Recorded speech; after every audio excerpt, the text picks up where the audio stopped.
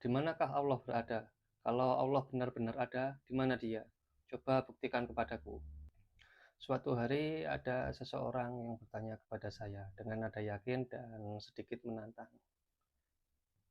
Saya tidak langsung menjawab pertanyaan tersebut, bukan karena saya tidak punya jawaban, tapi karena saya sadar pertanyaan itu sendiri sudah salah alamat.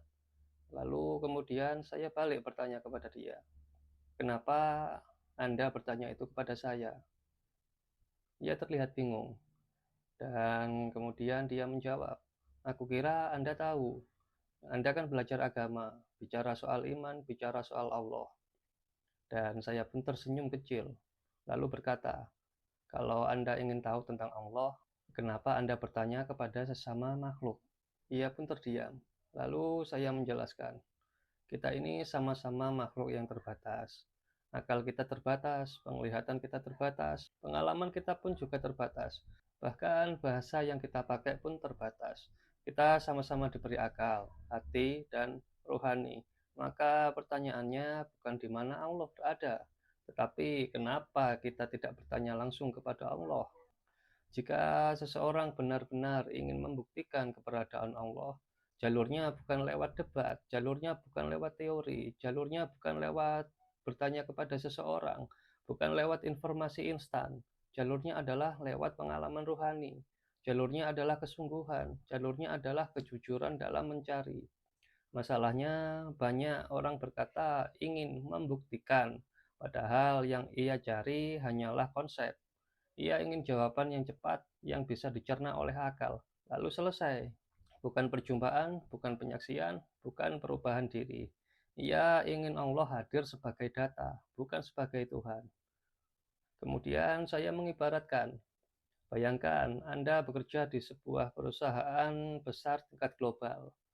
Anda mendengar cerita tentang bos besar, kekayaannya, kekuasaannya, pengaruhnya. Lalu Anda pun bertanya kepada sesama karyawan di level bawah, "Mana bos besar itu? Buktikan kalau dia ada." Padahal kalau Anda benar-benar ingin bertemu dengannya, jalurnya sudah jelas. Anda harus masuk ke dalam sistemnya, naik level, naik jabatan, memperbaiki kapasitas diri, menunjukkan integritas, hingga suatu hari Anda layak untuk dipertemukan dengan bos besar. Bos besar pun tidak salah karena tidak menunjukkan diri kepada Anda. Yang perlu dipertanyakan adalah apakah posisi Anda sudah sampai untuk bertemu dengan bos besar. Begitupun juga dengan Allah. Allah tidak jauh, Allah tidak bersembunyi. Yang sering tertutup itu justru hati manusia itu sendiri. Hati yang sibuk membuktikan tapi malas membersihkan. Hati yang menuntut jawaban tapi enggan tunduk. Hati yang ingin melihat tapi tidak mau berubah.